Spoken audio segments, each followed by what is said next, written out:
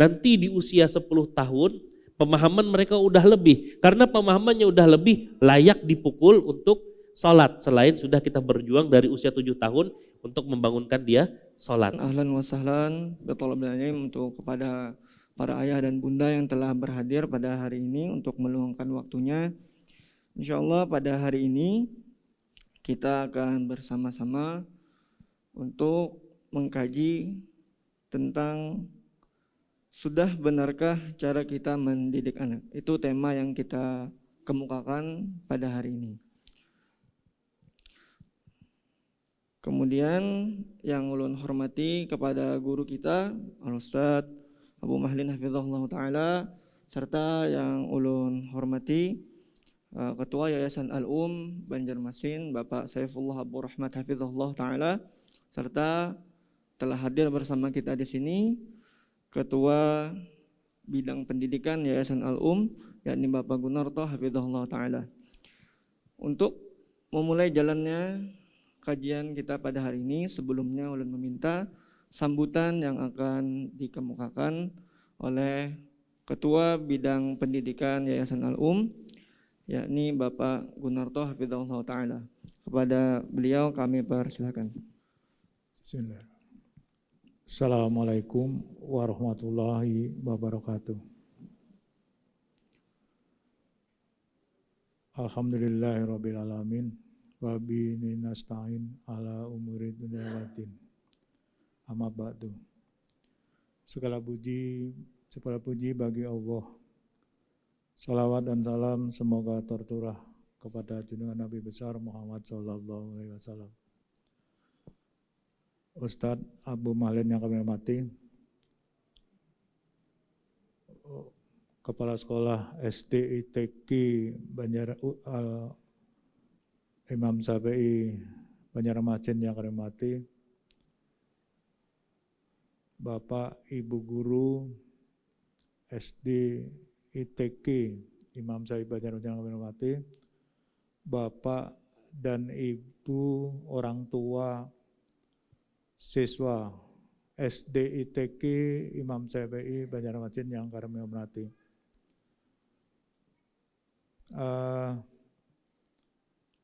Pagi ini kita akan mengkaji tentang bagaimana mendidik anak, bahwa kita dalam mendidik anak itu tanggung jawab orang tua pertama karena melahirkan, setelah itu masyarakat atau lingkungan, guru.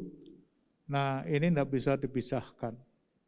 Dalam mendidik anak itu harus berdasarkan ilmu, apapun. Dalam beribadah pun kalau kita tidak berdasarkan ilmu, maka akan terjadi suatu kesalahan-kesalahan yang besar, malah merugikan. Nah dalam pengasuhan dan pendidikan pada anak, ini juga harus berdasarkan ilmu. Saya akan beri contoh saja. Zaman dulu atau sampai sekarang, orang tua yang belum memiliki ilmu lewat kajian-kajian seperti ini, parenting seperti ini, untuk menegur anak tuh seperti ini, misalnya, wah, siapa ini yang merobek buku bunda? Ada ya, bodoh benar nih, buku bunda yang penting ini dirobek. Mulai hari ini, adik nggak boleh lagi duduk di meja bunda. Ini orang yang nggak pakai ilmu untuk menegur anaknya. Maka anaknya ini merobek kertas ini, nggak tahu anak tuh kalau itu kelas 1, kalau buku itu penting untuk membuat layang-layang. Ini berarti orang tua contohnya belum mendidik anak, menegur anak yang belum punya ilmu. Sehingga ilmu itu sangat penting. Parenting ini sangat-sangat penting diketahui oleh parenting guru khusus, karena ini ada didaktik metodiknya. Kalau untuk orang tua nggak perlu didaktik metodik, tapi ada ilmunya. Bagaimana pengasuhan, bahkan mulai hamil, itu sudah ada parentingnya. Melahirkan, kayak apa mengasuhnya. Belum sekolah, ada pengasuhannya. Setelah TK atau PAUD, sudah ada beda. Umur setahun beda, umur 2 tahun beda, umur 4 tahun beda, SD beda, sampai remaja beda. Maka dikenal ada masa puber. Ngurusi anak masa puber nih kalau belum pengalaman, awas. Nggak boleh pakai HP, pokoknya orang tua yang nggak punya ilmu tadi, maka ini. Nah ini contoh, apa dampaknya? Anak dihambat untuk kreativitas, kenapa? Dilarang tadi. Dilarang. Ingin kreativitas membuat layak pesawat-pesawatan, dilarang. Setelah itu, adik nggak boleh lagi main di sini, merasa diusir. Perasaan anak ini tersentuh, sakit hati, merasa diusir, disambat, bodoh. Ada lagi ditambah yang kasar-kasar. Kata-kata negatif ini banyak dipakai. Ini sebaiknya tidak boleh dipakai. Kata-kata negatif.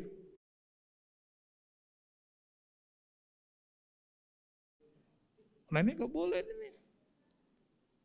Nah, kata-kata seperti ini, jika kita ingin menyampaikan pada anak tentang satu hal, misalnya di sini jika kita menyampaikan anak tentang perselisihan, maka anak itu hasilnya suka berkelahi. Nah itu. Nah sekarang setelah mendapat ilmu, bunda tadi menegurnya gini, adik, bunda ini memang marah. Buku ini sangat penting untuk tugas bunda. Bunda ini mengerti adik ini pintar, ingin membuat pesan-pesan lebih bagus. Kertas bekas print bunda atau koran yang di atas meja itu yang dipakai adik. Nah itu kan enak. Jadi ini contoh dalam pengasuhan anak dan pendidikan, maka orang tua harus memiliki bekal ilmu. Bila nggak memiliki bekal ilmu, maka terjadi sesuatu. Seorang guru tidak memiliki didaktik metodik,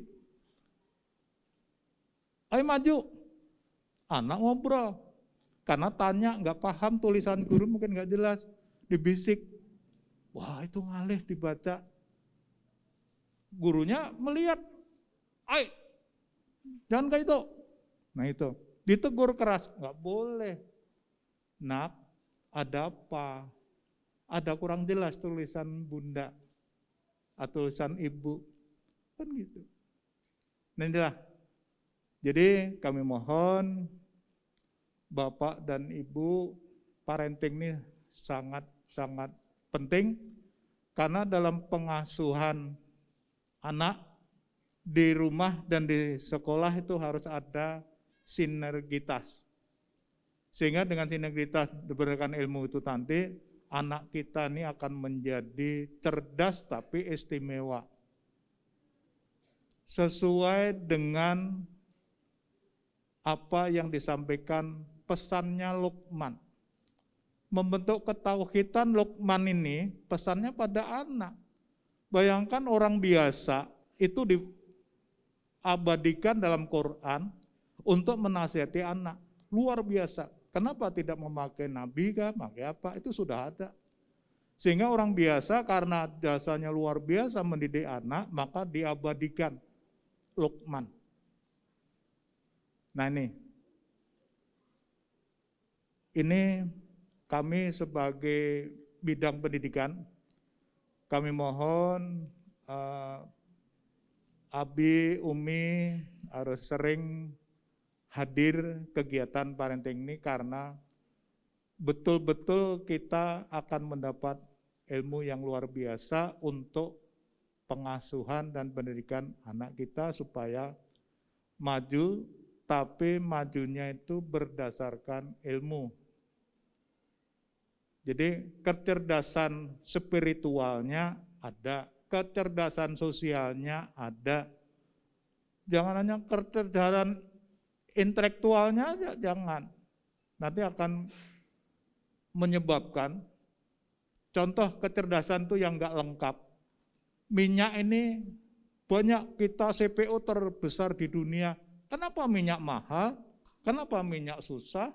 Ini karena kecerdasannya itu tidak sesuai. Pendidikannya ini salah, ini pasti salah. Kenapa? Tidak memperhatikan rakyat kecil.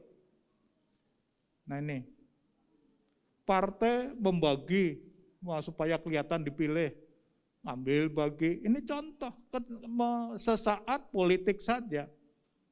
Nah ini contoh-contoh, mari kita ikuti. Terima kasih kehadiran ini. Mari kita bersama-sama sehingga SDITK Imam Syafi'i ini akan maju berkat kerjasama antara orang tua, yayasan, guru. Ini semuanya sangat diharapkan. Saya kira begitu sebagai sambutan kami sebagai bidang pendidikan.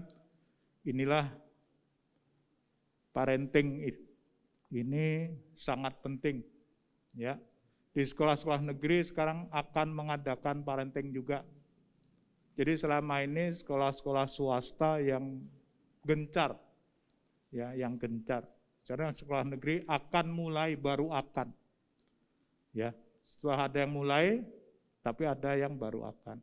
Saya kira begitu yang bisa kami sampaikan. Saya akhiri, Assalamualaikum warahmatullahi wabarakatuh. Bismillah, selanjutnya kita akan memasuki sesi kajian parentingnya. Kepada guru kita, Al-Ustadz Abu Mahlin Hafizahullah Ta'ala, kami persilahkan. Assalamualaikum warahmatullahi wabarakatuh. Alhamdulillahi rabbil alamin, wassalatu wassalamu ala asyrafil anbiya wal mursalin, wa ala alihi wa sahbihi wa man tabi'ahum bi ihsanin ila yaumiddin. Alhamdulillah, senang sekali rasanya bisa bermajlis bersama dengan pian yang ada di sini. Karena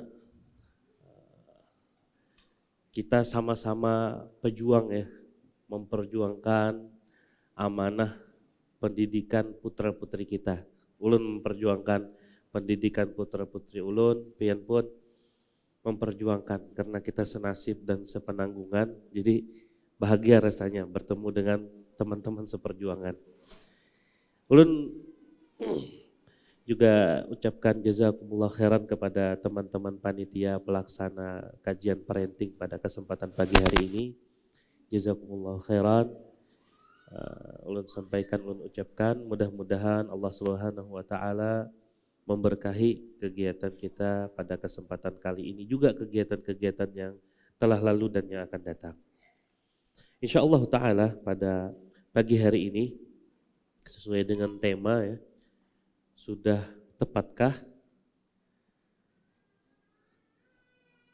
cara kita mendidik anak? Ini pertanyaan untuk memuhasabah. Kita mengevaluasi pendidikan yang selama ini kita anggap itulah yang terbaik. Kita evaluasi, karena tanpa evaluasi kita tidak mengetahui di sisi mana yang kita kurang maksimal. Kita maksimalkan. Dengan evaluasi kita tahu yang mana yang sudah perlu dibenahi. Nah, kita benahi seperti itu. Insyaallah taala ada beberapa muqaddimah yang ingin ulun sampaikan kemudian kepada setelah selesai beberapa muqaddimah baru kita masuk pembahasan intinya. Muqaddimah yang pertama terkait dengan pendidikan anak, pendidikan adab untuk anak, kemudian pendidikan untuk kehidupan atau life skill anak.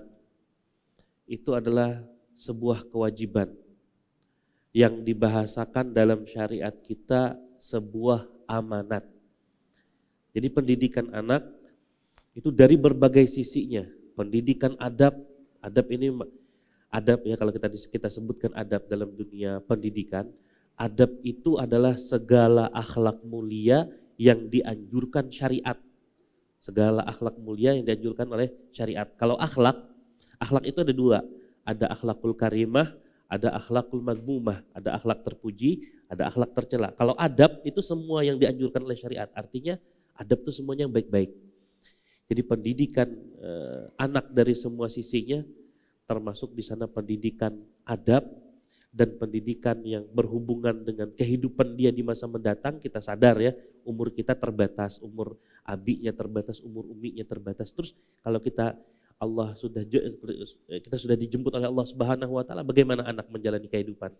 Nah, ini juga harus kita pikirkan. Jadi dari segala sisi kita didik anak kita. Nah, ini semua pendidikan ini dikumpulkan dalam satu wadah, di dalam syariat disebut dengan amanah. Disebut dengan amanah. Dan menunaikan amanah itu adalah ibadah. Menunaikan amanah adalah ibadah. Jadi pertanyaannya sama seperti pertanyaan tentang ibadah. Sudah tepat nggak ibadah kita? Berarti dua pertanyaan. Ikhlas atau tidak kita menjalankan ibadah tersebut? Ini pertanyaan pertama. Pertanyaan kedua, sesuai atau tidak ibadah tersebut saat kita menjalankannya dengan tuntunan Nabi SAW. Menjalankan amanah adalah ibadah. Dan untuk mengevaluasi suatu ibadah, kita ajukan dua pertanyaan. Dalam melaksanakan ibadah tadi ikhlas atau tidak? Dalam melaksanakan ibadah tadi sesuai tuntunan Rasulullah atau tidak? Nah, dalam mendidik anak, ketika kita didik mereka, taruhlah salah satu unsur pendidikannya mengajari mereka baca Quran, mengajari mereka mengaji agar bisa kemudian menghafal Al-Quran. Ikhlas atau tidak kita melakukan hal tersebut? Tahu jangan-jangan tujuannya selama ini supaya bisa bersaing dengan anak tetangga, supaya dia bisa bersaing dengan teman-temannya. Kita bentak-bentak, kawanmu hafal, nah kayak kenapa kada hafal-hafal? Ikhlas atau tidak itu? Itu satu pertanyaannya untuk mengevaluasi. Pertanyaan keduanya, sesuai dengan tuntunan Rasulullah SAW atau tidak? Anak kita itu masuk kategori anak yang layak menjadi penghafal atau anak yang dia stylenya di pemahaman. Kan kita sadar diri nih, kita nih kalau berhafal-hafal paling uncit ya, kalau hafal-hafal paling lambat umpamanya. Bisakah kita paksakan kita jadi orang yang nomor satu? Ternyata kita harus menyesuaikan. Oh ternyata kita ini layaknya di pemahaman. Orang Indonesia itu dikenal dengan pemahamannya yang bagus. Dahulu kala sebagian asatidzah mengisahkan di Yaman itu ketika di mulazamah, orang Indonesia tidak diwajibkan menghafal kitab Qatrun Nada, tapi diwajibkan menjawab pertanyaan yang sifatnya pemahaman. Orang-orang non-Indonesia itu diwajibkan menghafal. Karena masyayikh tahu Indonesia ini bagus pemahamannya, tajam analisanya. Orang Indonesia. Nah kalau kita dapati anak kita ternyata dari sisi pemahamannya bagus, tapi dari sisi hafalannya lamban, jangan kita jadi orang tua yang suka maksa-maksa. Jalani aja. Dan juga kita jangan sampai datang ke gurunya, ke ustazahnya. Kenapa anak ulun kada bertambah-tambah hafalannya? Nah, disinilah titik pentingnya kita untuk memahami kadar diri kita, kadar juga anak-anak kita. Lain cerita kalau pengen di rumah dapati anak nih pemahaman bagus, hafalan bagus. Di sekolahan tidak ada peningkatan dari sisi itu. Bisa pian maju untuk menyampaikan kepada ustadz-ustadzahnya, ada masalahkah? Di rumah bagus saja hafalannya, ulun duduk sekali duduk satu halaman bisa aja dapat. Kenapa kada bertambah-tambah? Misalkan seperti itu. Ada masalah apa gitu. Ini tuntunan Rasulullah Shallallahu Alaihi Wasallam kepada para sahabatnya. Rasulullah tahu sahabat fulan sanggup mengurus harta, diposisikanlah di Baitul Mal. Sahabat fulan tidak sanggup mengurus harta anak yatim, dikasih tahu oleh Rasulullah, diingatkan, kamu tidak sanggup mengurus harta anak yatim. Sahabat fulan, dia bagus dalam berbakti kepada kedua orang tua. Ketika bertanya, ayu amal afdal, amal apa yang paling afdal untuk saya? Kata Rasulullah, berbakti kepada kedua orang tua.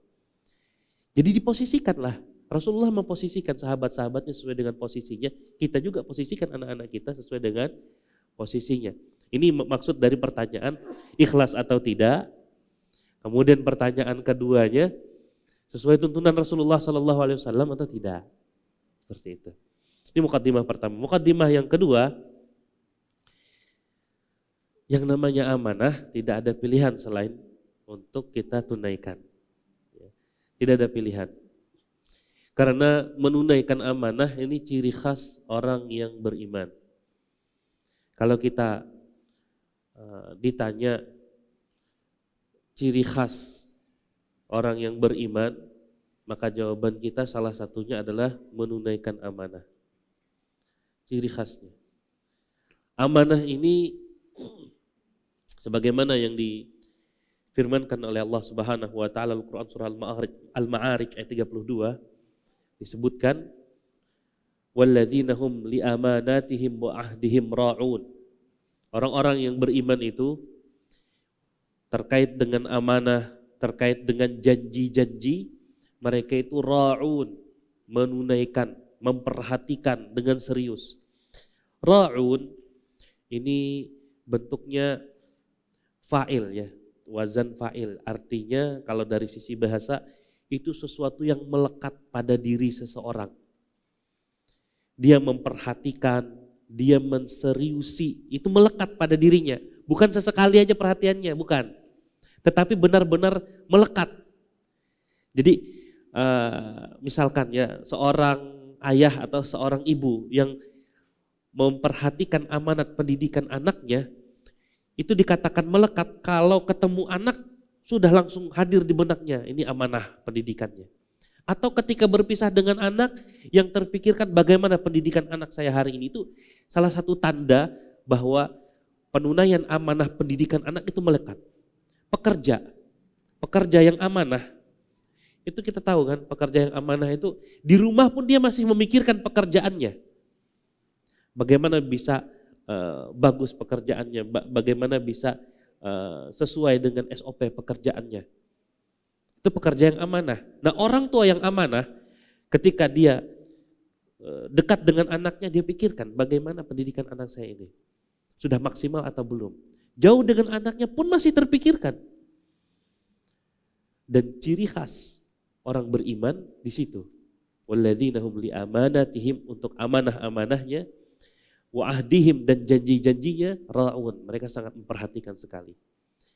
Jadi kalau benar-benar amanah, jarang lupa tentang urusan anak. Ini bisa jadi pertanyaan nanti untuk kita, untuk mengevaluasi diri. Apakah saya seringnya lupa urusan anak di sekolahan, atau maksimal untuk urusan anak yang ada di sekolahan?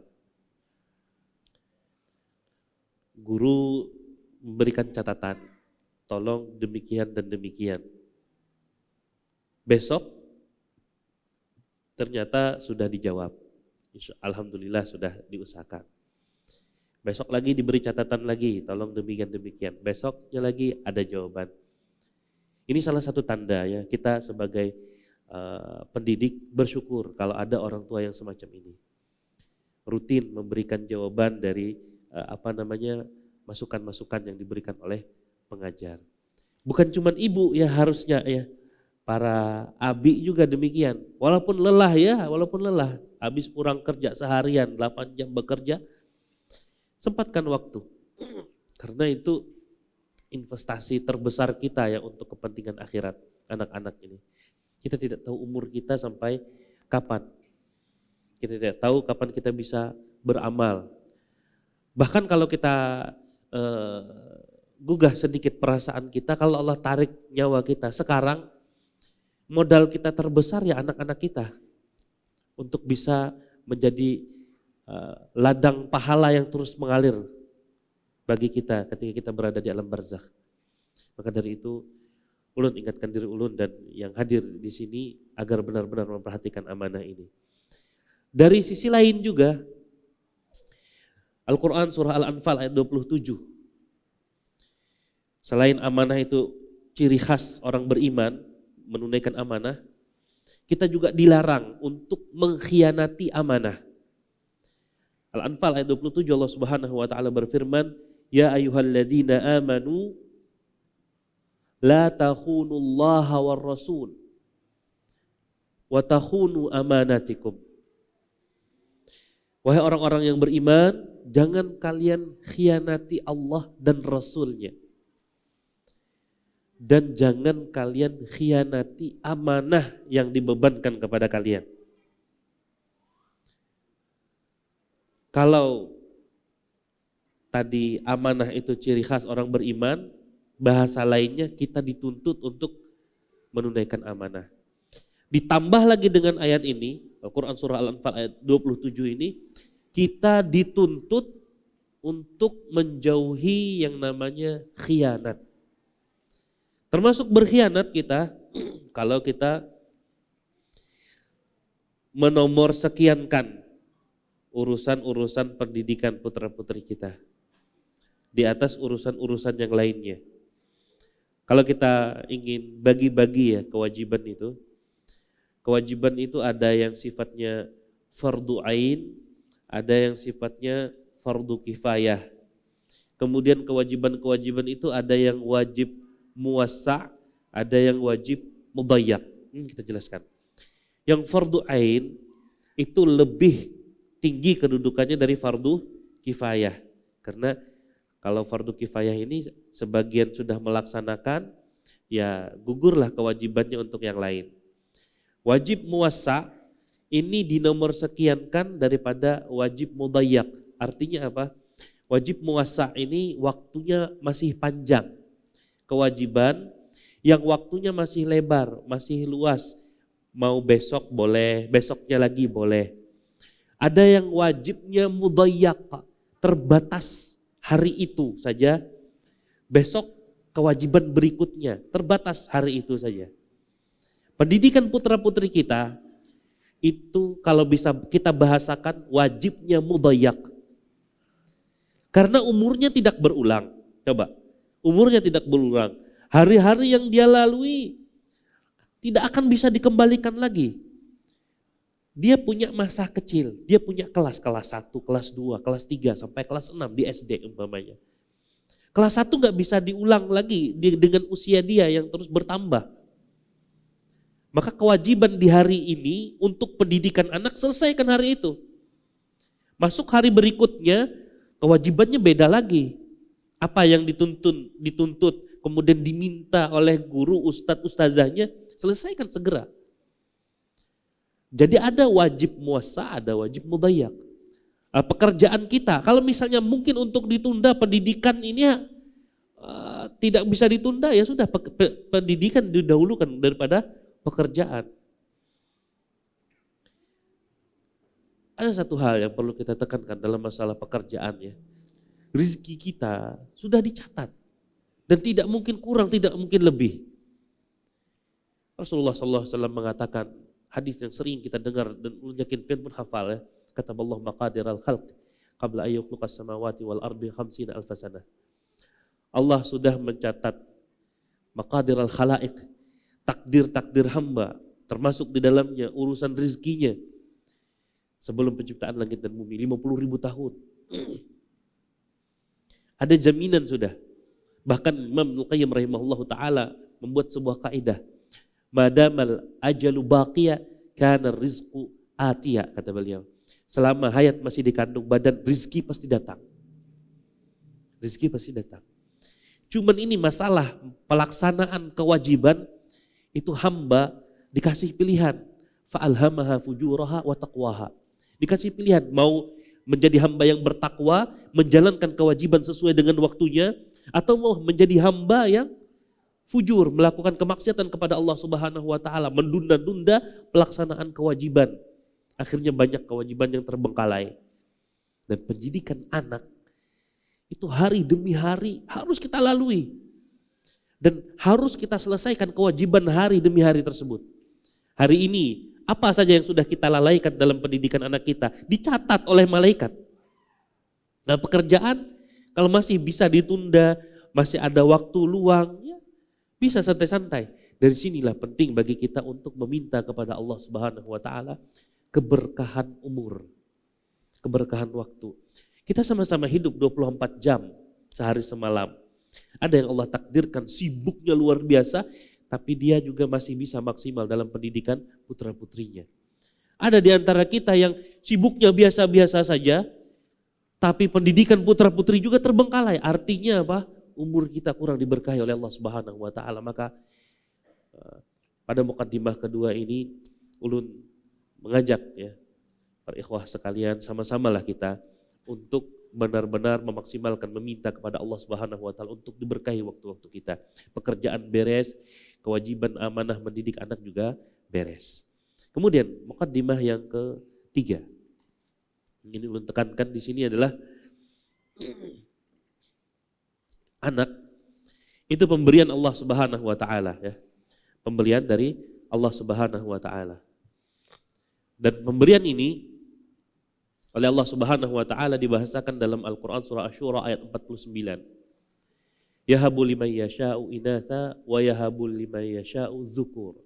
Yahabu liman yasha'u inatha. Allah Subhanahu wa taala memberikan pemberian kepada siapa saja yang dia kehendaki anak perempuan, wa yahabu, dan Allah juga memberikan kepada siapa saja yang dia kehendaki az-zukur, anak laki-laki. Pemberian Allah Subhanahu wa taala. Dan bersamaan dengan itu, ketika Allah beri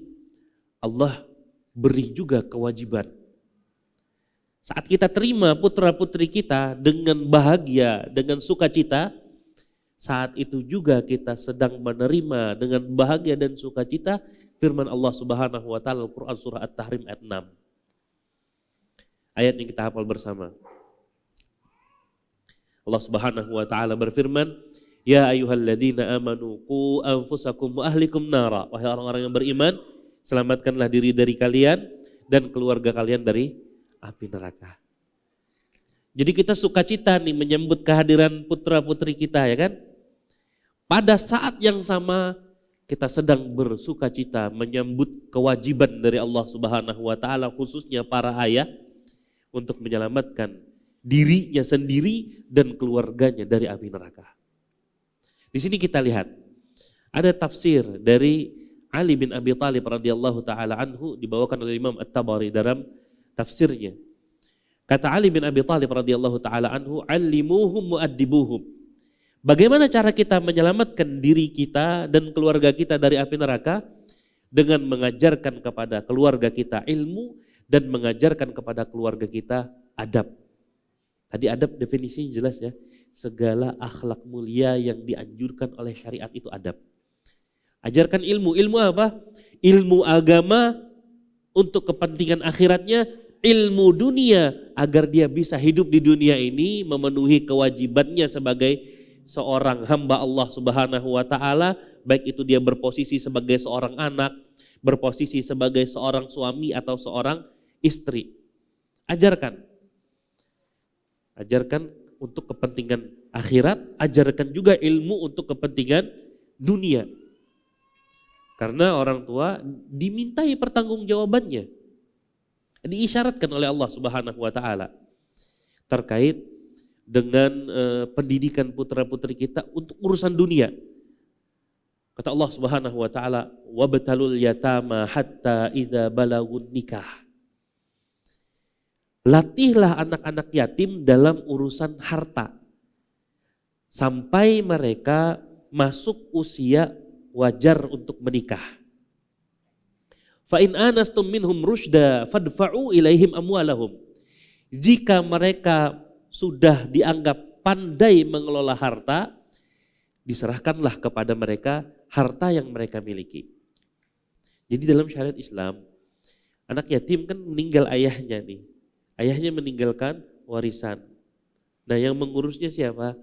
Bisa pamannya, ya kan, adik-adik dari ayahnya yang meninggal, atau kakak-kakak dari ayahnya yang meninggal, atau kakeknya dari sebelah ayahnya. Nah tugas mereka ini mengurus anak yatim ini tadi. Sebelum balik, bayangkan anak yatim itu kan dikatakan anak yatim sebelum dia balik.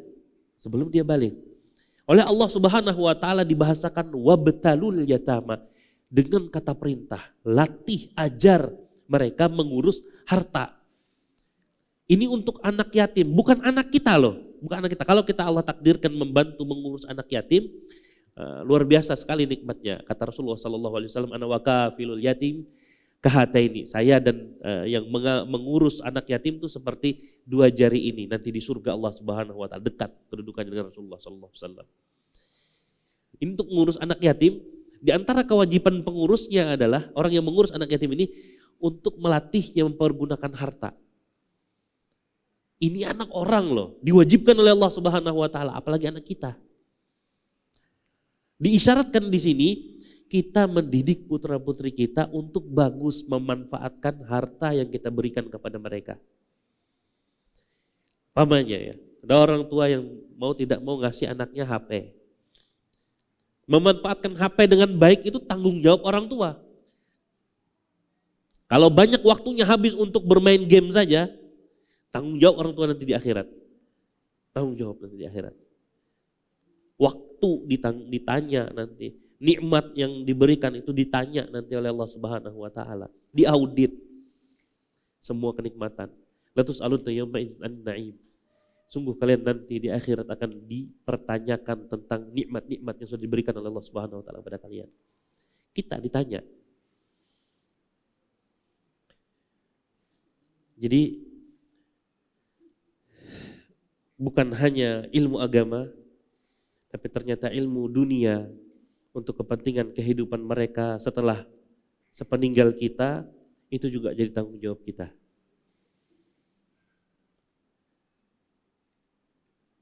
Kemudian di sini ingin ulun sampaikan sebuah hadis Nabi Shallallahu Alaihi Wasallam yang mempertegas apa yang kita sampaikan tadi ya. Sebuah hadis diriwayatkan oleh Imam Bukhari dan Muslim yang Rasulullah Shallallahu Alaihi Wasallam mengatakan, kullukum ra'in wa kullukum mas'ulun an ra'iyatihi. Setiap kita adalah pemimpin dan setiap pemimpin itu akan dimintai pertanggungjawabannya. Sebagai seorang laki-laki, ar-rajulu ra'in fi ahlihi, kata Rasulullah sallallahu alaihi wasallam. Seorang laki-laki itu pemimpin di dalam keluarganya. Wa huwa mas'ulun an ra'iyatihi. Dia akan ditanya oleh Allah Subhanahu wa taala tentang keluarganya.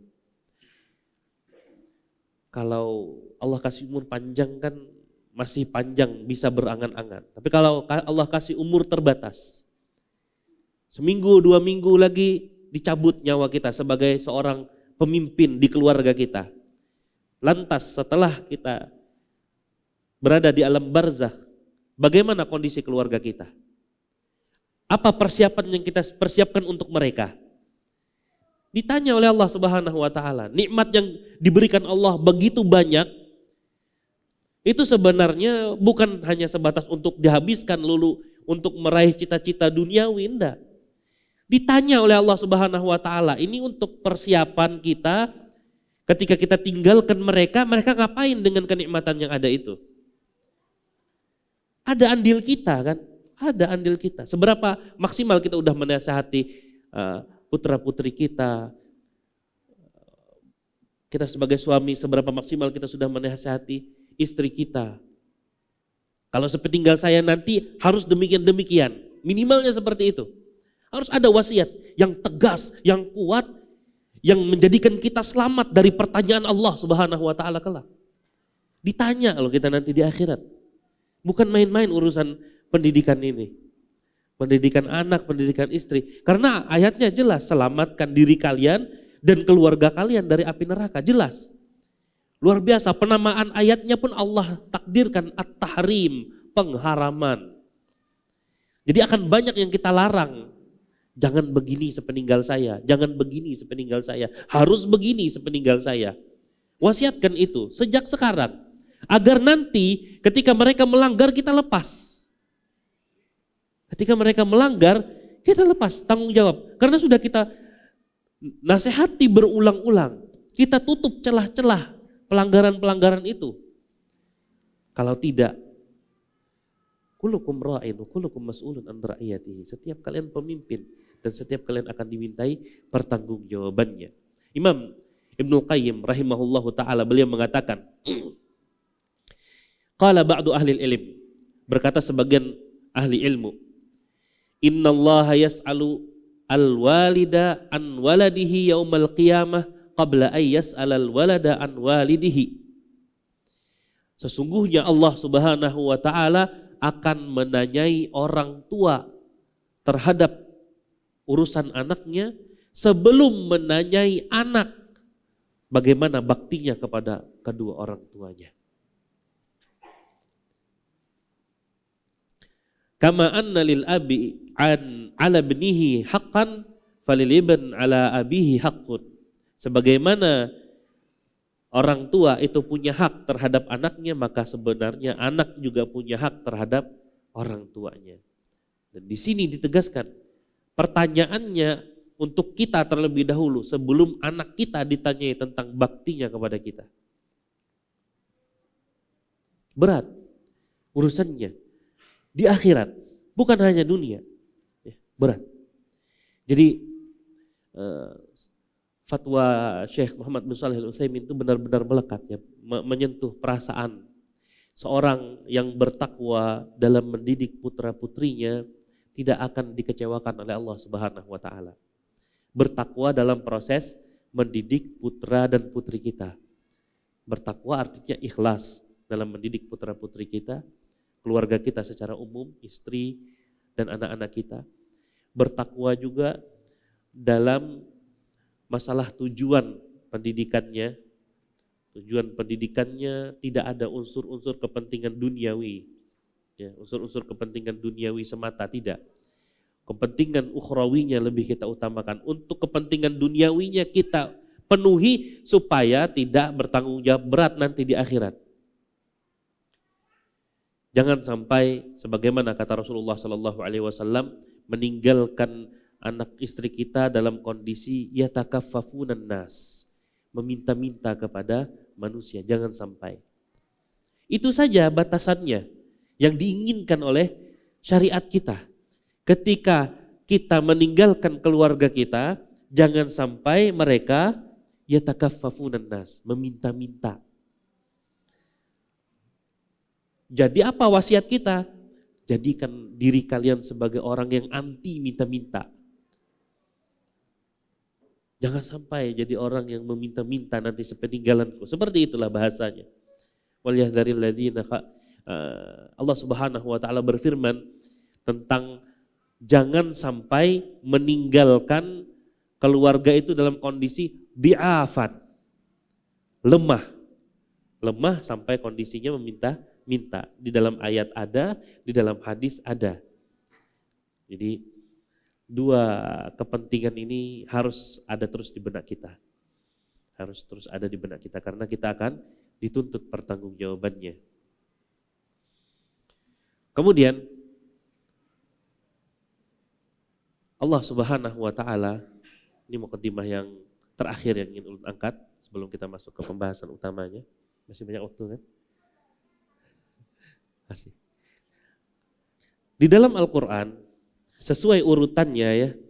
Al-Qur'an surah Al-Ankabut ayat 8 itu sesudah Al-Qur'an surah An-Nisa ayat 11. Jadi di dalam Al-Qur'an surah An-Nisa ayat 11 itu bunyinya yusikumullahu fi auladikum. Allah wasiatkan kepada kalian untuk benar-benar memberikan perhatian serius kepada putra-putri kalian. An-Nisa ayat 11. Kalau urutan dalam Al-Quran kan, An-Nisa itu lebih dahulu daripada Al-Ankabut. Al-Quran surah Al-Ankabut ayat 8 bunyinya apa? Wa wassaynal insana biwalidayhi ihsana. Kami wasiatkan kepada manusia untuk benar-benar berbakti, berbuat baik kepada kedua orang tuanya. Artinya apa? Dari susunan ayat saja oleh Allah Subhanahu wa taala, orang tua lebih dahulu diwasiatkan untuk berbuat baik kepada putra-putrinya, baru setelahnya oleh Allah Subhanahu wa taala putra-putrinya disuruh berbuat baik kepada kedua orang tuanya. Kata Imam Al-Qayyim rahimahullahu ta'ala, fawasiyatullah lil aba bi auladihim sabiqatun ala wasiyatil aulad bi abaihim. Wasiat dari Allah untuk orang tua terhadap anaknya itu lebih dulu daripada wasiat Allah untuk anak-anak terhadap orang tuanya. Berarti tunaikan dulu kewajiban-kewajiban kita sebelum kita memikirkan anak nanti berbakti kepada kita. Ya. Dan kita masuk ke pembahasan utama ya, yang sebenarnya poinnya banyak ulun ingin siap sampaikan. Namun yang di sini ulun lebih tekankan kepada 2 poin utama saja. Setelah itu kita selesai ya. Di syariat kita ya, kita dituntut untuk menjadi orang tua yang baik untuk anak-anak kita. Salah satu cara menjadi orang tua yang baik untuk anak-anak kita adalah baik dalam memilih pasangan. Ini dituliskan oleh Syekh Abdul Razak bin Abdul Muhsin Al-Badar hafizahullahu ta'ala pada tarkiz yang pertama. Fokus pertama, pilar utama untuk bagusnya, dikatakan bagus tidaknya kita mendidik putra-putri kita, itu dinilai dari nilai yang pertama, fokus pertama. Bagus tidaknya kita dalam memilih pasangan kita. Jadi sebelum punya anak, memikirkan pendidikan anak itu dituntut dalam syariat. Sebelum punya anak, memikirkan pendidikan anak itu sudah dituntut. Dan ini berjalan sama dengan kaidah secara umum. Al-ilmu qablal qawli wal amal. Berilmu sebelum berkata, berilmu sebelum berbuat. Jadi syariat kita tuh benar-benar mengatur serapi-rapinya ya dalam urusan kehidupan. Dalam urusan kehidupan tidak ada yang tidak diatur, rapi, bahkan diberi tanda, diberi isyarat, diberi indikasi di mana segala sesuatunya sudah dimudahkan. Contoh saja ya, menyimpang sedikit. Allah Subhanahu wa taala ngasih kewajiban kan mendidik anak ini. Pertanggungjawabannya berat. Tetapi oleh Allah Subhanahu wa taala dimudahkan sejak awal. Di antara bentuk kemudahannya sejak awal, anak setiap lahir difitrahkan sempurna. Sempurna apa? Sempurna segala sesuatu untuk bisa menjadi anak yang beriman, untuk bisa menjadi anak yang beramal soleh. Ketika mereka lahir, oke, fisik boleh cacat. Ya, fisik boleh cacat, tetapi secara fitrahnya dia sudah diberikan oleh Allah Subhanahu wa taala kesempurnaan untuk sanggup menjadi hamba yang beriman, untuk sanggup menjadi hamba yang melakukan amal saleh. Ini hakikat hadis, kullu mauludin yuladu alal fitrah. Setiap anak itu terlahir di atas fitrah. Yang merusak fitrahnya ditegaskan oleh Rasulullah Sallallahu Alaihi Wasallam yang pertama siapa? Fa'abawahu, ayah sama ibunya. Ayah sama ibunya. Barang ini bagus dikasih sudah. Tinggal tolong dirawat gitu saja bahasanya. Tolong dirawat. cara-cara merawatnya sudah lengkap di dalam Al-Quran, sudah lengkap dalam hadis-hadis Nabi SAW. Jangan kita sebatas sibuk memikirkan sukacita menyambut putra-putri kita dengan berbagai kepentingan, keperluan biaya hidup, kepentingan biaya pendidikan dan lain sebagainya. Hanya sebatas itu saja, tidak. Ilmu untuk mengurus mereka juga harus kita miliki. Ilmu yang untuk mengurus mereka juga kita miliki. Sebagaimana pian beli mobil, pian beli kendaraan. Keluar dari pabriknya bagus. Keluar dari pabriknya bagus. Dikasih garansi lagi. Allah kasih garansi, banyak garansinya dari Allah Subhanahu wa taala untuk putra-putri kita. Garansinya ketika kita melakukan demikian diampuni dosa, ketika kita melakukan demikian diberi kemudahan. Banyak garansinya. Artinya mudah sebenarnya, tinggal kita saja mau menjalankan itu. Nah, salah satunya memilih pasangan ini tadi. Dan ini lebih ditekankan kepada para ummahat. Walaupun pembicaraan memilih pasangan hidup ini ditujukan kepada para ibu, ya, karena sudah terlanjur memilih, ya kan? Sudah Allah takdirkan. Maka tuntutannya adalah ketika kita membaca hadis misalkan ya, tungkahul mar'atu li arba'in, limaliha, wali hasabiha, wali jamaliha, wali diniha, fadhfar bidzatid din taribat yadak. Dinikahi perempuan itu karena 4 hal, karena dia punya harta, karena dia punya martabat yang tinggi, atau karena dia punya kecantikan, atau dinikahi karena agamanya. Maka pilihlah pernikahan itu karena agamanya. Karena dengan begitu engkau akan beruntung, kata Rasulullah SAW. Yang ada tinggal memperbaiki diri, bagaimana menjadi wanita yang salehah. Bagaimana menjadi ibu yang salehah untuk anak-anaknya. Kemudian pentingnya wanita salihah untuk suami, misalkan hadisnya, man razaqahullahu imra'atan salihatan faqad a'anahu ala syatri dinihi falyattaqillaha fi syatril baqi. Seorang istri salihah itu bagi seorang suami itu adalah kesempurnaan setengah dari agamanya.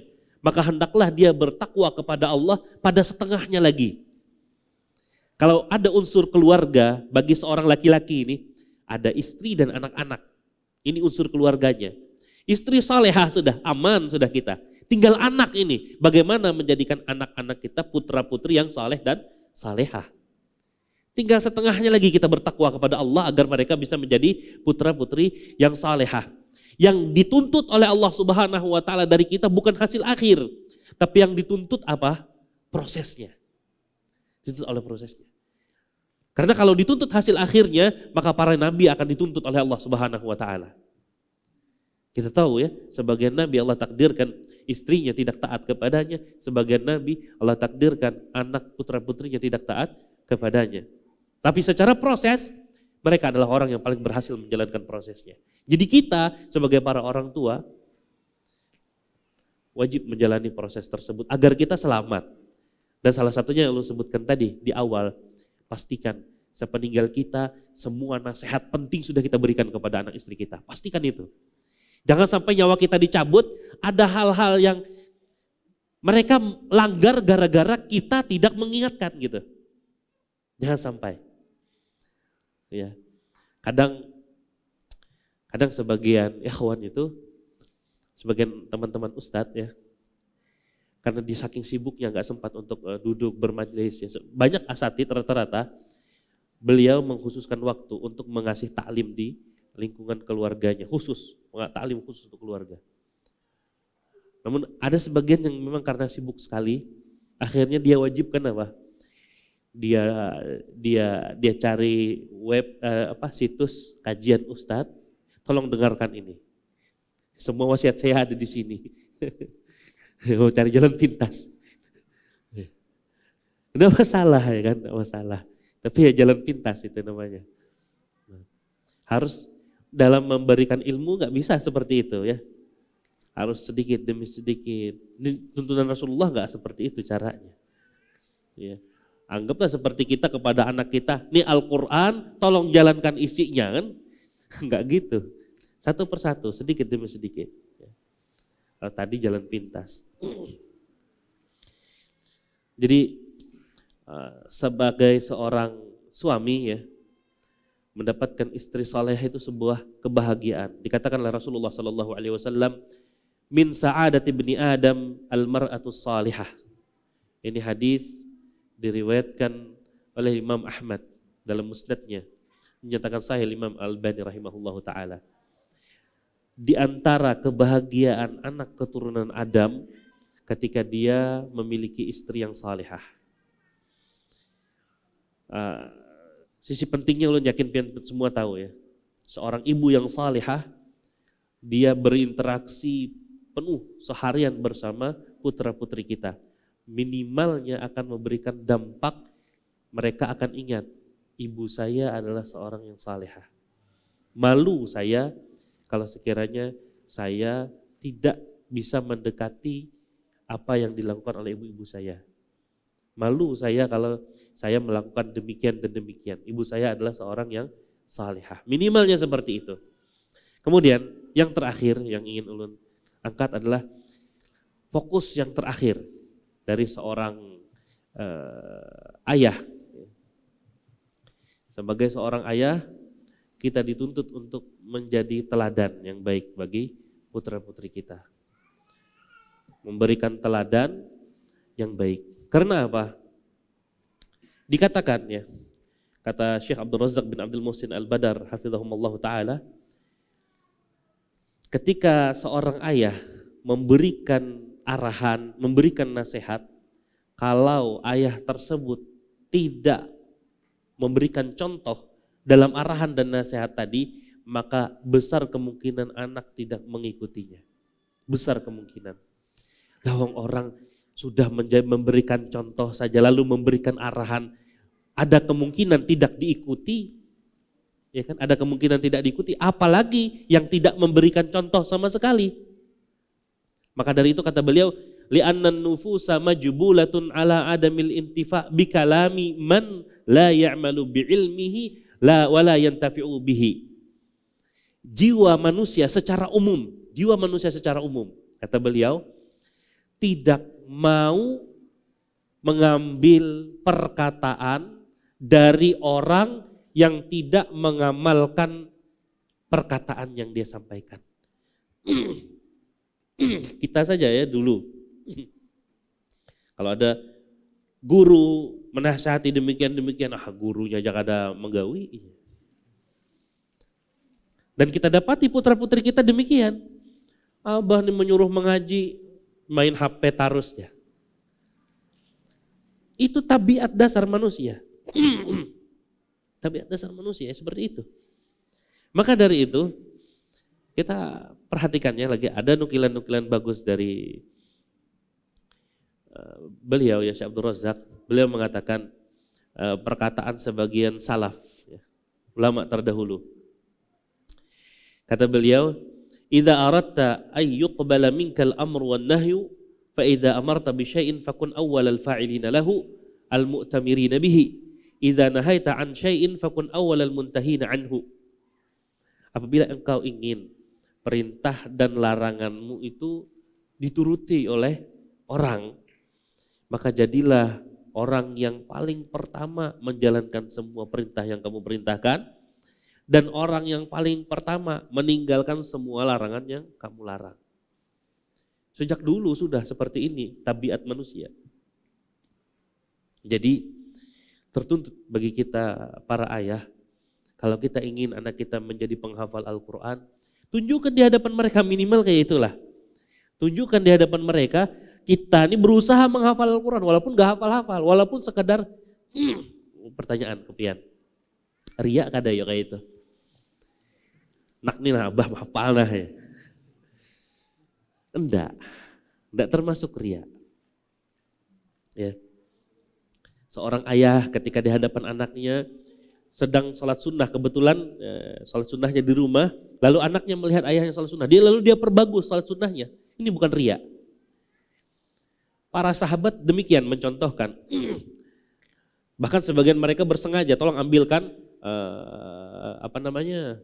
air untuk berwudu. Saya akan berwudu, saya akan tunjukkan bagaimana wudunya Nabi SAW. Lalu dia perbagus wudunya, ini bukan riya.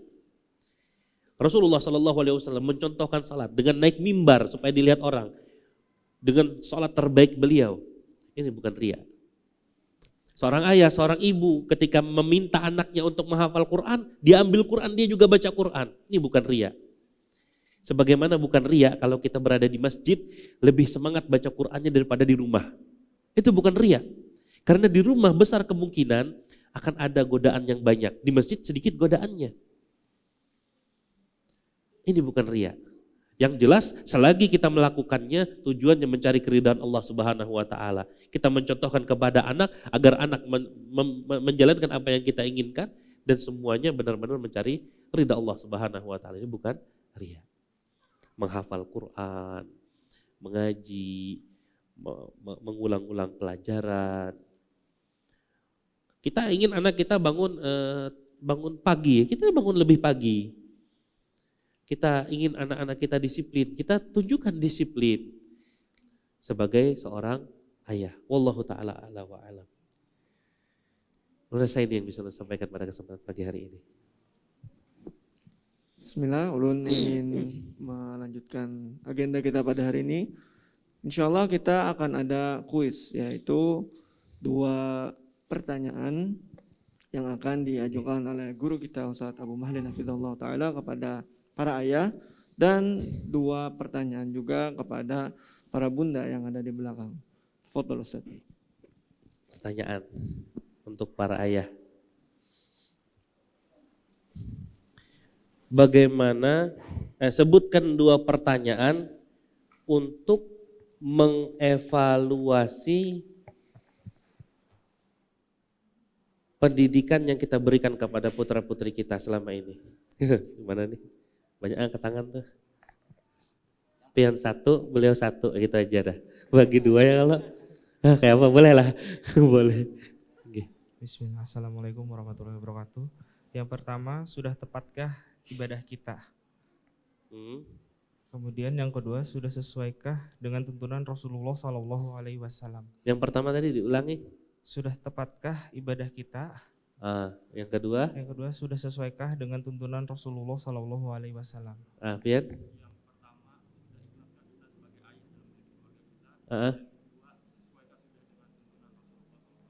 Barakallahu fikum. Jadi saling melengkapi ya. Jadi menunaikan amanah pendidikan itu adalah ibadah. Nah, setiap ibadah kalau kita ingin evaluasi, kita berikan 2 pertanyaan. Ibadah tersebut ikhlas atau tidak kita lakukan? Ibadah tersebut sesuai atau tidak dengan tuntunan Nabi SAW? Karena ibadah tidak akan diterima oleh Allah Subhanahu wa taala kecuali memenuhi 2 syarat. Ikhlas dan ikut tuntunan Nabi SAW. Menunaikan amanah pendidikan adalah ibadah. Jadi ditanyakan kepadanya 2 pertanyaan. Ikhlas tidak kita dalam berusaha amanah mendidik putra-putri kita, dan yang kedua sesuai tidak dengan tuntunan Rasulullah SAW ketika kita mendidik putra-putri kita. Buku terbagus ya yang dimiliki oleh kaum muslimin, yang diwariskan oleh para ulama adalah buku yang ditulis oleh Imam Ibnul Qayyim rahimahullahu taala. Ya, buku tentang pendidikan anak dari sebelum punya anak sampai selesai urusan kita dengan putra-putri kita.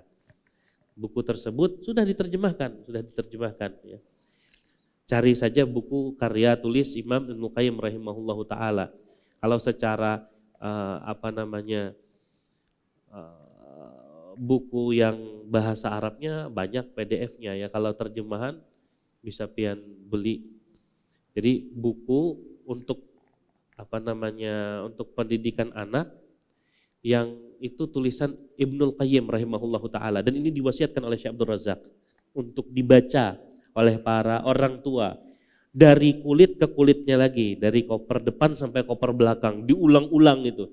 Itulah pedoman penting dalam mendidik putra-putri kita. Kalau judul bahasa Arabnya Tuhfatul Maudud bi Ahkamil Maulud. Tuhfatul Maudud ya. Tuhfah al-Maudud bi Ahkamil Maulud, yang berbicara tentang hukum-hukum, prinsip-prinsip dalam pendidikan anak. Ya, ditulis oleh Imam Ibnu Qayyim rahimahullah taala. Jadi sudah ya 2 pertanyaan ya. Hah? Ya, cukup 2 orang tadi. Lanjut ke ibu-ibu lagi. Untuk ibu-ibu lagi.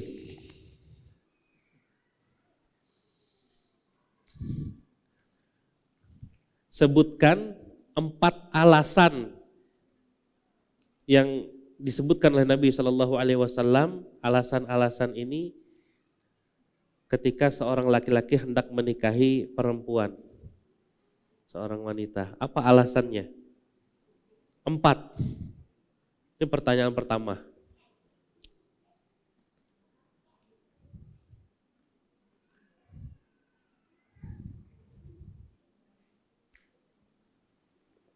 Apa Bu? Hadisnya ingat kalau ya.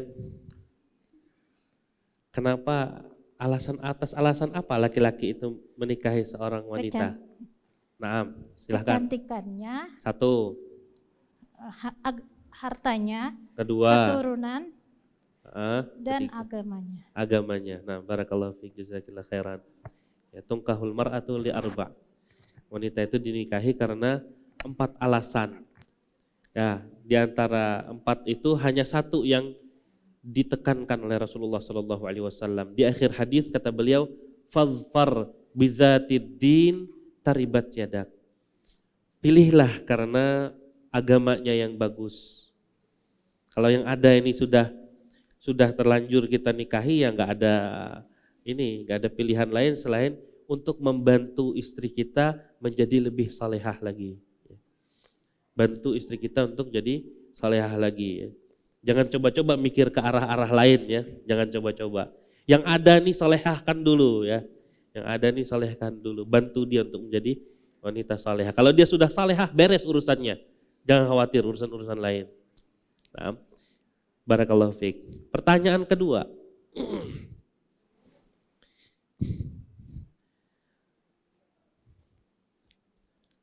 di hadis tadi, ya di hadis yang kita sebutkan, apabila seorang laki-laki mendapat istri salehah, maka telah sempurna setengah agamanya. Maka dianjurkan untuk bertakwa kepada Allah pada setengahnya. Apa maksud hadis ini? Dengan ringkas. Kata Rasulullah Sallallahu Alaihi Wasallam, apabila seorang laki-laki dikasih rizki oleh Allah, dibahasakan dalam hadis tersebut, dikasih rizki oleh Allah wanita salehah. Ya, dikasih rizki oleh Allah wanita salehah, itu rizki yang besar ya. Man razaqahullahu imra'atan salihatan faqad a'anahu ala syatri dinihi. Barang siapa yang Allah kasih rizki wanita salehah, maka Allah sudah tolong laki-laki tersebut pada setengah agamanya. Luar biasa. Sudah ditolong Allah secara langsung dengan istri salehah tadi setengah agamanya. Hendaklah dia bertakwa pada setengahnya. Maksud bertakwa pada setengahnya apa?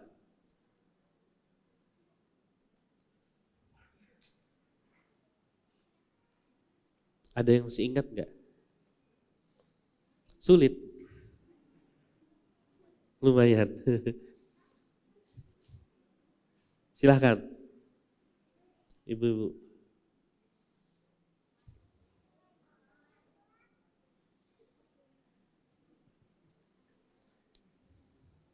Tidak bisa ya. Ganti pertanyaannya. Anda jawab ya pertanyaannya. Kalau dalam satu keluarga ada 2 unsur yang diurus oleh seorang laki-laki, istri dan anak ya. Istrinya udah saleh, ada beres urusannya, dibantu sama Allah setengahnya ya kan.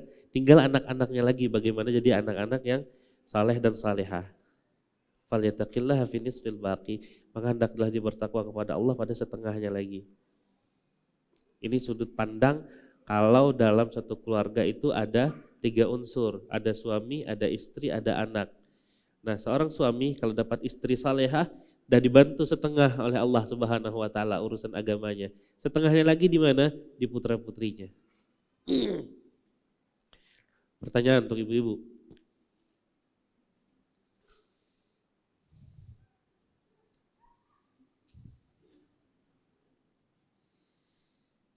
Bingung pertanyaannya. Eh, sebentar.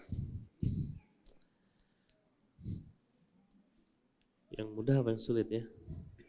Kalau yang mudah itu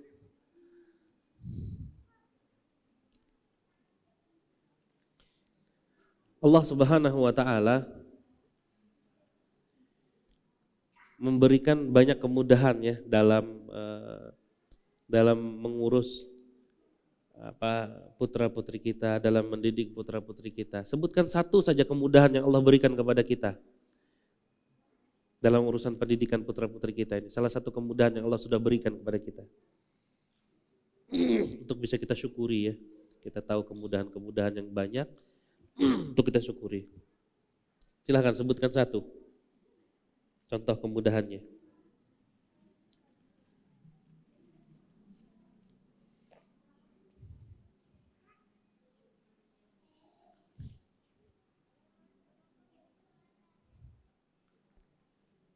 Sulit juga ya.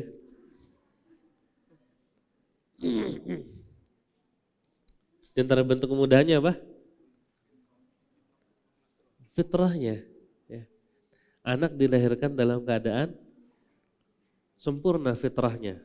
Jadi pertanyaan berikutnya supaya dapat ya, supaya ada yang fitrah yang bagaimana yang kita maksudkan itu? Fitrah yang kita sebutkan kan kemudahan nih dari Allah Subhanahu wa taala. Fitrah yang bagaimana, Ibu? Fitrahnya anak itu bagaimana sih ketika dilahirkan? Anak itu sempurna fitrahnya. Anak yang beriman dan soleh. Nah, anak yang siap ya. Fitrah itu ibarat perangkatnya siap untuk menjadi anak yang beriman, siap untuk menjadi anak yang beramal saleh. Itu fitrah. Tinggal dijaga, nanti ketika dia dewasa, kasih pemahaman tentang iman, dia siap untuk beriman. Ketika dia dewasa, kasih perintah-perintah Allah, kasih larangan-larangan Allah, perintah-perintah siap dilaksanakan, larangan-larangan akan siap dia tinggalkan. Ini fitrahnya. Kalau terjaga, kada capek kita. Kalau terjaga. Ini salah satu kemudahan yang Allah Ta'ala berikan kepada kita. Wallahu ta'ala a'la wa a'lam. Bismillah, selanjutnya kami akan membuka sesi tanya jawab. Silakan bagi para ayah dan bunda yang ingin bertanya, kami persilakan.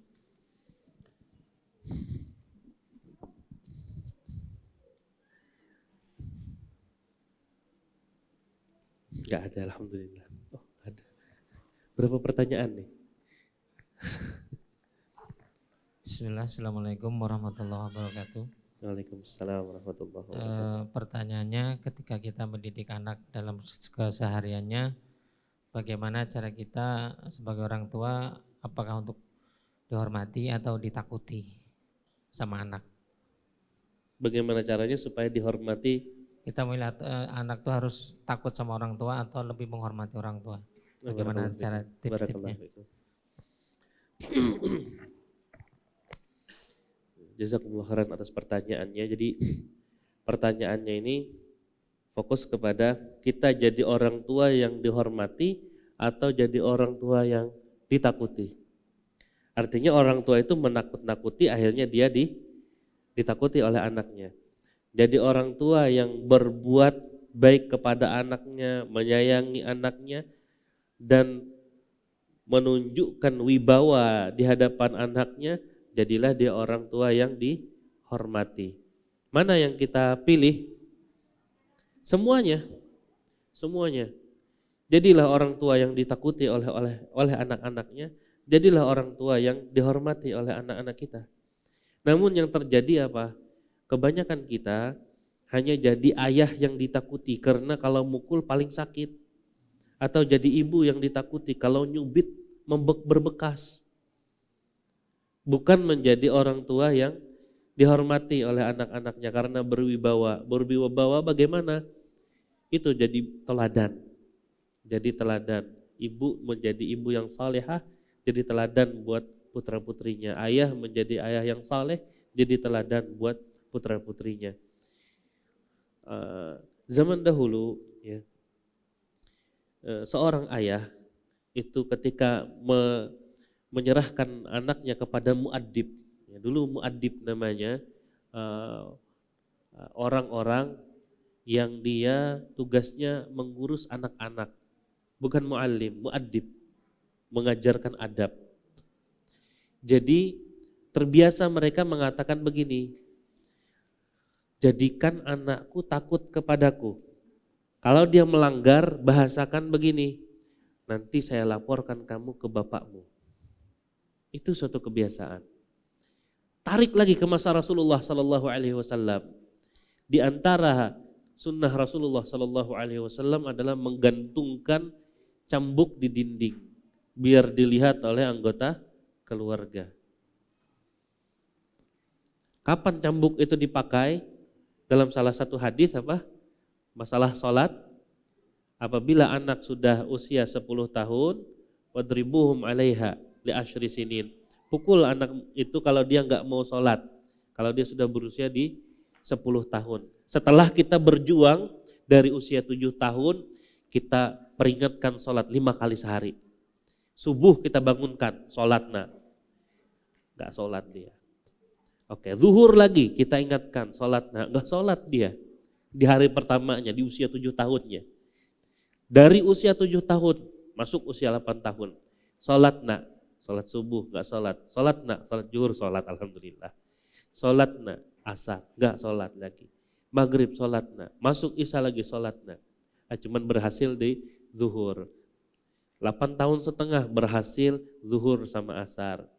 9 tahun berhasilnya alhamdulillah kadang-kadang subuh mau sholat, zuhur sholat, kadang-kadang full 1 hari, kadang-kadang setengah saja. Pas di usia 10 tahun, sholat nak, enggak bangun-bangun. Ujung waktu sudah di waktu subuh, jatuh. Takut dia kan? Takut, berarti enggak masalah menjadi orang tua yang ditakuti. Enggak masalah. Setelah kita pukul mereka, kita pahamkan. Nah, panasnya api neraka lebih Abi takutkan untukmu daripada sakitnya lecutan cambuk ini. Abi lebih takut kamu tersentuh api neraka daripada tersentuh cambuk ini. Orang yang tidak sholat, mereka bercerita tentang keadaan mereka di neraka. Masalakakum fi saqar. Apa yang menjadikan kalian di neraka saqar ini? Jawaban mereka, lam nakum minal musallin. Karena di dunia dulu kami enggak sholat. Lam nakum minal musallin. Lebih lagi kalau kita berbicara, kalau dia dewasa nanti, kalau dia udah balik nih. Usia 10 tahun, ada yang sudah balik, ada yang belum balik. Kalau udah balik, dia tanggung sendiri dosanya. Sekali dia enggak sholat, diperselisihkan ulama, kafir atau tidaknya. Luar biasa. Coba kita perjuangkan dari awal bagaimana dia sholat. Ini bicara sholat. Ada yang lebih agung daripada masalah sholat. Penanaman rukun iman. Sebagian ulama menegaskan, sejak usia 10 tahun harus maksimal memikirkan bagaimana anak paham rukun iman. Karena di usia 7 tahun, anak ini sibuk kita hafalkan saja. Hafalkan rukun iman, hafalkan rukun Islam. Nanti di usia 10 tahun pemahaman mereka udah lebih. Karena pemahamannya udah lebih, layak dipukul untuk sholat. Selain sudah kita berjuang dari usia 7 tahun untuk membangunkan dia sholat. Berjuang kita tadi dari usia 7 tahun itu menjadi akan anak menghormati kita. Mereka sadar betul perjuangan kita dari usia 7 tahun sampai usia 9 tahun, kurang sehari 10 tahun kita enggak pukul-pukul dia. Kita hanya bangunkan, nak sholat, sudah beres, nak sholat. Itu kewajiban kita dari usia 7 sampai 10. Nah masuk dah 10, enggak ada maaf lagi nak. Sudah 10 tahun nih, kata Rasulullah Sallallahu Alaihi Wasallam, wadribuhum 'alaiha li asyri sinin. Pukul mereka kalau enggak mau sholat kalau sudah usia 10 tahun. Permisi nak ya, Kalau bisa permisi, ya pilih kata-kata yang enak didengar oleh anak. Mereka akan sayang sama kita karena kalau kita mendasari marah kita karena kita sayang kepada mereka. Marah kita bukan karena lampiasan emosi kepada anak. bukan karena anak merusak barang-barang kita. Kalau rusak barang bisa diganti, kalau rusak iman, rusak ketakwaan, itu sulit memperbaiki. Allah Ta'ala ala wa alam. Jadi ayah yang dihormati sekaligus juga jadi ayah yang ditakuti. Barakallahu fikum.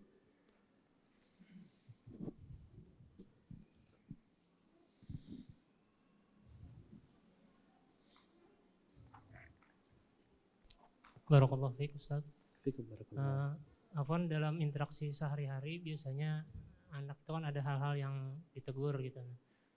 Apakah ada batasan sampai kapan kita bisa marah gitu? Kadang-kadang anak pribadi itu ada marah, walaupun kemudian ada rasa penyesalan misalnya sampai membentak atau dan lain sebagainya karena sudah berulang kali ditegur.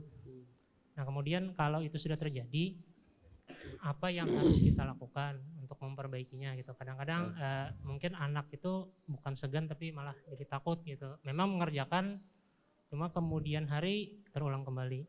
Seperti itu aja Ustaz. Jazakallah khairan.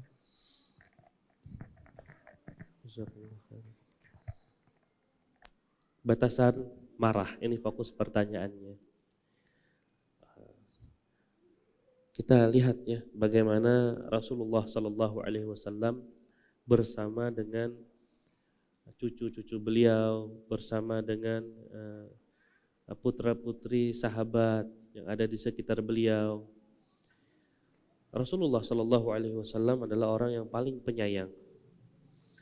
Rasulullah itu kalau datang dari safar, yang menyambut beliau pertama kali itu anak-anak. Dan diriwayatkan dari Jabir bin Samurah radhiyallahu taala anhu, Rasulullah itu kalau didatangi anak-anak setelah dari safar, beliau mengusap wajah-wajah mereka. Dan Jabir bin Samurah sangat ingat, Rasulullah itu tangannya dingin dan sangat wangi. Rasulullah tangannya dingin dan sangat wangi. Rasulullah Shallallahu Alaihi Wasallam juga kalau bertemu dengan anak yatim, beliau usap kepalanya. Rasulullah Shallallahu Alaihi Wasallam juga kalau didatangi Hasan Hussein, beliau pegang, beliau pangku, beliau cium. Yang menjadikan heran sebagian sahabat yang punya anak banyak gak pernah cium-cium anak. Rasulullah Shallallahu Alaihi Wasallam juga pernah dikencingi salah satu cucu beliau. Jadi beliau ambil cucunya, beliau dekap, lalu dikencingi sama sebagian sahabat yang ada, didorong anak ini. Irfaqi bibni hada. Lemah lembutlah kepada anakku ini. Dikencingi Rasulullah Shallallahu Alaihi Wasallam. Ada ibu-ibu yang negur anak ini, dilarang sama Rasulullah Shallallahu Alaihi Wasallam. Biar aja dia ngencingin. Apa sih masalahnya dia kencingi pakaian Rasulullah? Kena izarnya Rasulullah Shallallahu Alaihi Wasallam dikencingi.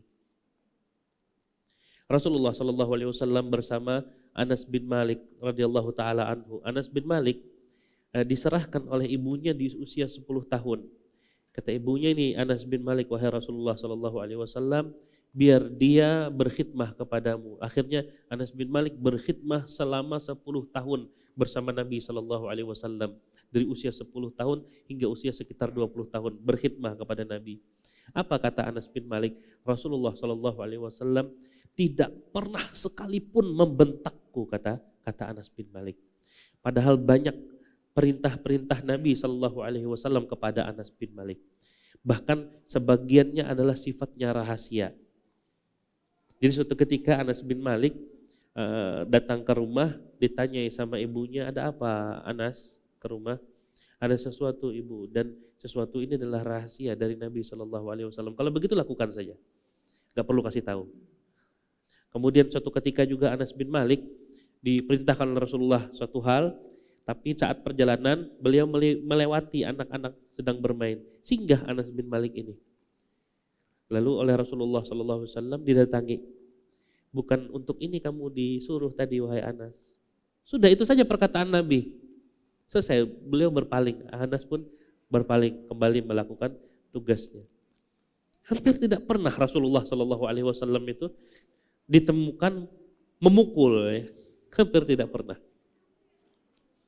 Rasulullah SAW juga mendapati cucunya Hasan Hussein ketika beliau sedang berkhutbah di atas mimbar. Ini kan hal penting nih. Cucunya Hasan Hussein baru pandai berjalan di tengah-tengah jamaah. Ya. Diambil, turun beliau dari mimbar, diambil, digendong oleh Rasulullah SAW cucu beliau ini. Mungkin kita kalau kondisinya sedang sholat, anak datang narik-narik atau apa, mungkin saja. Mungkin akan nyubit atau apalah, ya kan. Rasulullah enggak seperti itu. Walaupun di sisi lain Rasulullah nyuruh gantung apa?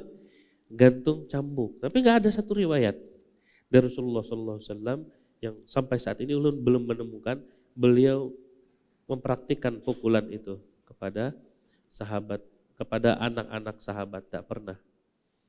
Yang dominan dari diri Rasulullah SAW adalah apa? Kasih sayang, candaan, ciuman, pelukan untuk anak-anak sahabat, untuk cucu-cucu beliau. Jadi kalau benar ingin memaksimalkan pendidikan anak, dominankan dulu kasih sayang kita kepada mereka. Kalau kita rasa ya harus dipukul, nggak ada salahnya sih memukul, karena memang difatwakan, dan sebelum difatwakan karena memang ada dipersilahkan gitu. Di dalam syariat dipersilahkan, wadribuhum 'alaiha li asyri sinin. Umur 10 tahun tidak disebutkan anak ini sudah balik atau belum. Oke, anak ini sudah balik atau belum, tidak disebutkan. Artinya kalau dia belum balik berarti sholat belum wajib. Ternyata untuk yang tidak wajib boleh dipukul, itu dia ininya, cara memahaminya. Untuk yang tidak wajib, ketika dia tidak melaksanakannya boleh dipukul. Tapi ingat, perjuangannya berapa lama? Usia 7 tahun sampai 9 tahun, sekian bulan. Perjuangannya itu dulu, dengan kasih sayang membangunkannya. Nak, bangun sholat, diusap, di apa. Jangan nak bangun sholat, angkat baris sebuting. Bangun nak. Bukan begitu. Dominan kan kasih sayang kepada putra-putri kita. Karena dengan kasih sayang kita, Allah Subhanahu wa taala akan mengasihi dan menyayangi kita. Kata Rasulullah sallallahu alaihi wasallam, la yarham man la yarham la yurham. Siapa yang tidak punya kasih sayang, tidak memberikan limpahan kasih sayang, dia tidak akan dikasih sayangi oleh Allah Subhanahu wa taala. Allah taala ala wa alam. Dominankan terlebih dahulu, baru pian mikir hendak mencambuk, memukul, hendak mencubit. Barakallahu fikum. Ya, selanjutnya kami persilakan kepada para bunda yang ingin bertanya, dipersilakan.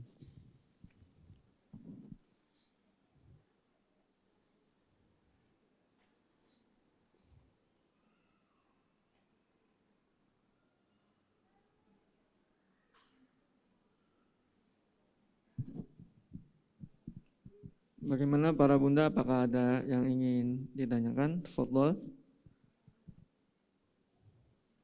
Assalamualaikum warahmatullahi wabarakatuh.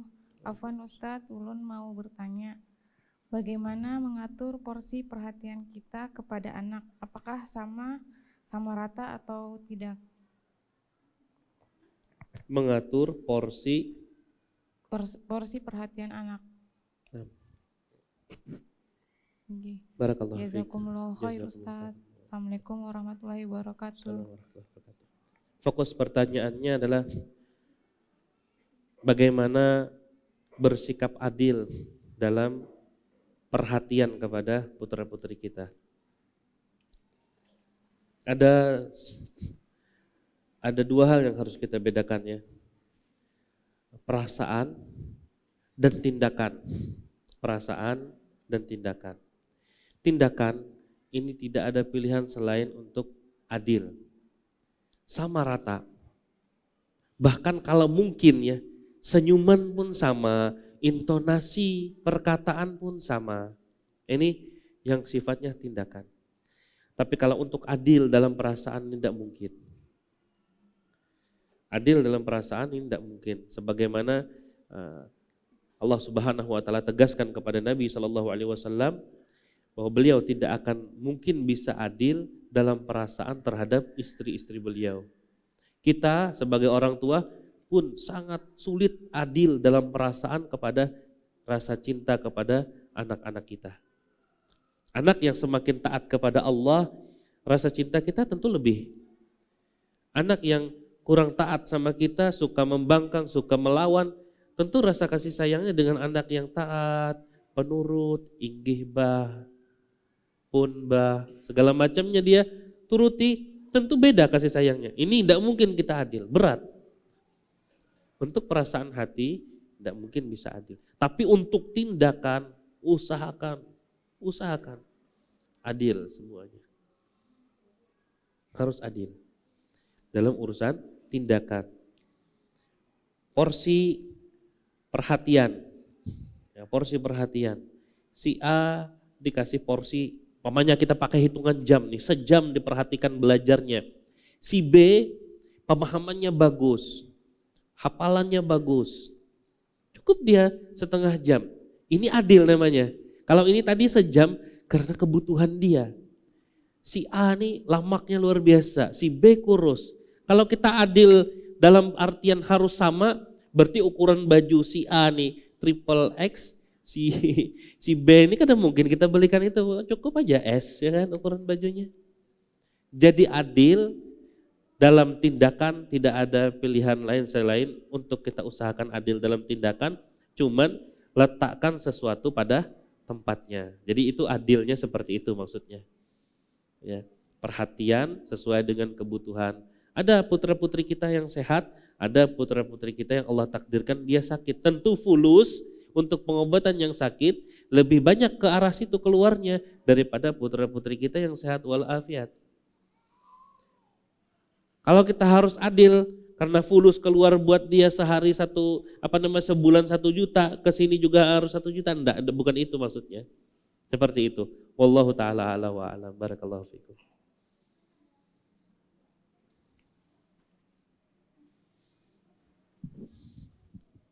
Selanjutnya kami persilakan kepada para bunda yang ingin bertanya kembali, 1 orang kami persilakan.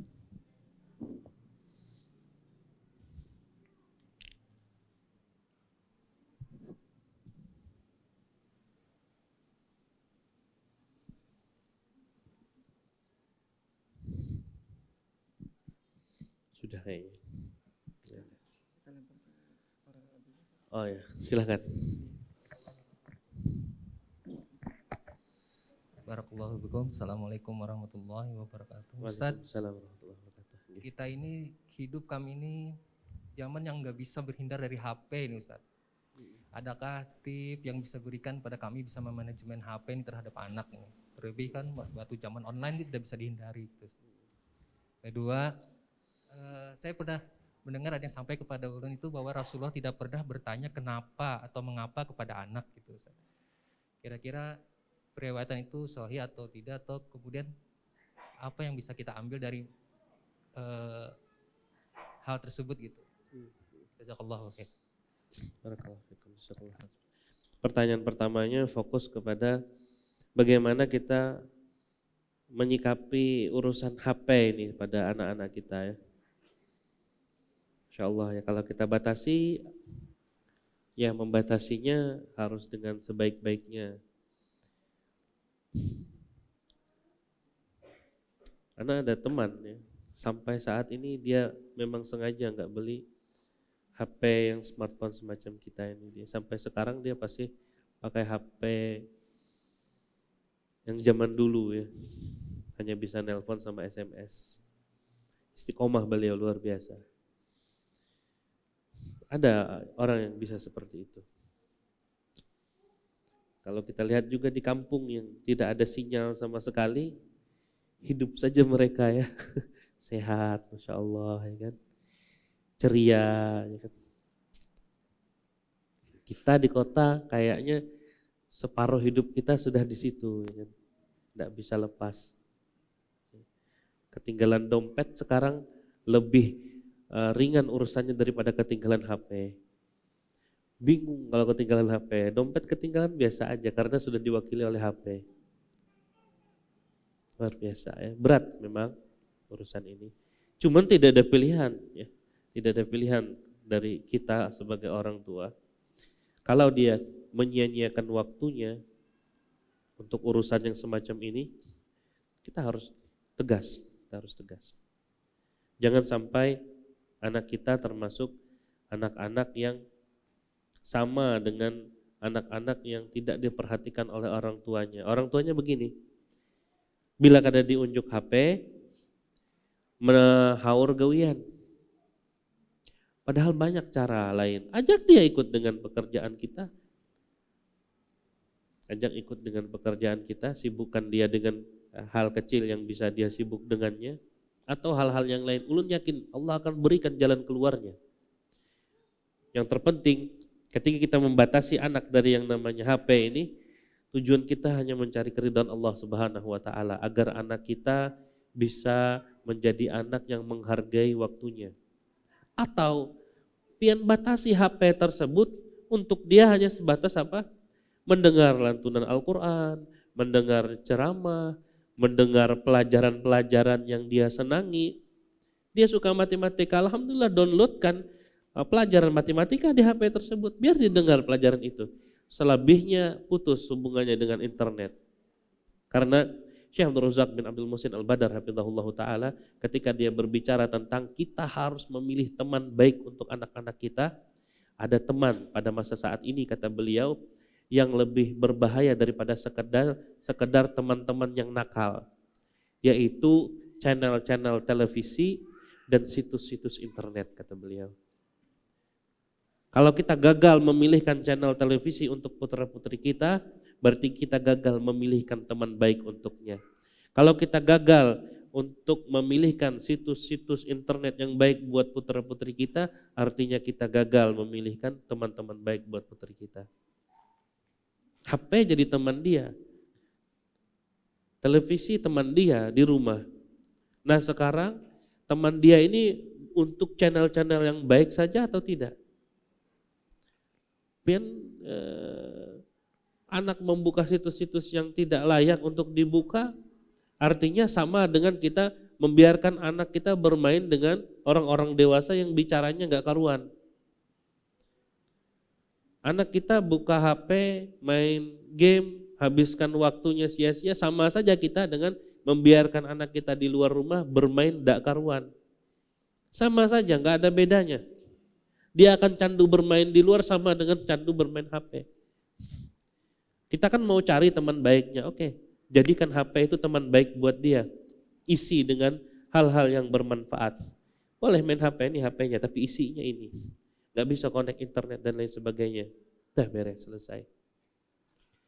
Harus tegas dan harus dibatasi. Wallahu ta'ala ala wa alam. Yang kedua, pertanyaannya, apakah ada sisi benarnya pernyataan Rasulullah tidak pernah bertanya kepada anak kenapa? Wallahu a'lam, belum kada tahu. Wallahu a'lam, ana tidak tahu. Di masa Rasulullah sallallahu alaihi wasallam sering beliau melafalkan pertanyaan kepada para sahabatnya, ara'aitum, bagaimana pendapat kalian? Dan di situ hadir yang dewasa dan anak-anak. Abdullah ibnu Abbas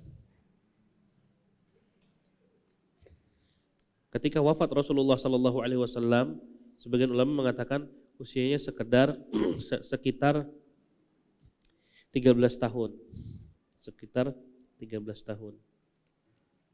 Pernah beliau bersama dengan Rasulullah sallallahu alaihi wasallam naik keledai tunggangan. Ditanya oleh Rasulullah sallallahu alaihi wasallam beberapa pertanyaan, lahirlah hadis-hadis yang diriwayatkan oleh Abdullah bin Abbas. Di usia segitu sudah ada pertanyaan tanya jawab antara Rasulullah sallallahu alaihi wasallam. Adiknya Anas bin Malik Abu Umair pernah ditanya oleh Rasulullah sallallahu alaihi wasallam, "Ya Abu Umair, madza fa'alat Nughair?" Wahai Abu Umair, apa yang dilakukan oleh Nughair? Nughair itu nama burung yang dijadikan oleh Abu Umair sebagai mainannya. Adik dari Anas bin Malik. Anas bin Malik bersama Rasulullah di usia 10 tahun, berarti Abu Umair di bawah lagi. Ditanya semacam itu.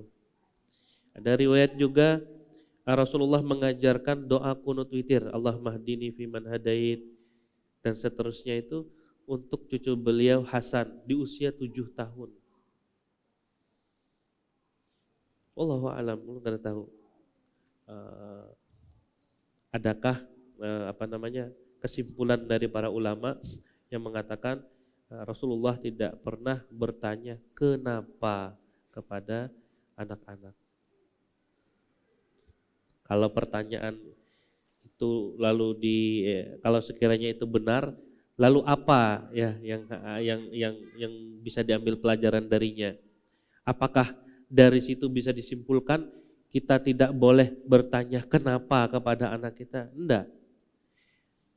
Boleh bertanya untuk menguji, tidak masalah. Boleh bertanya untuk menguji.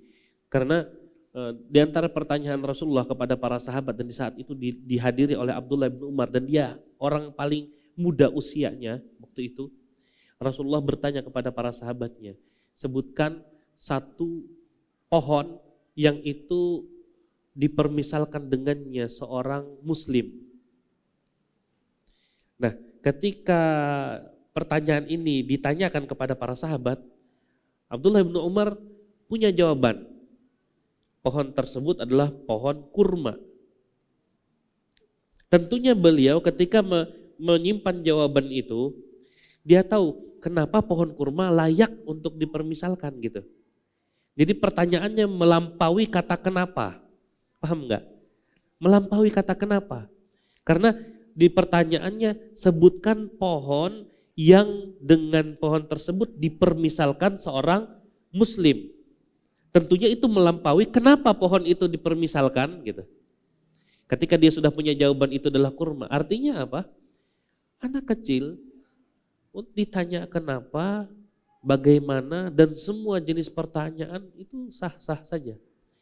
Apalagi itu sampai kepada akal dia, sampai kepada akal dia. Contoh sederhana saja, ada seorang jariyah dan hadis ini sahih.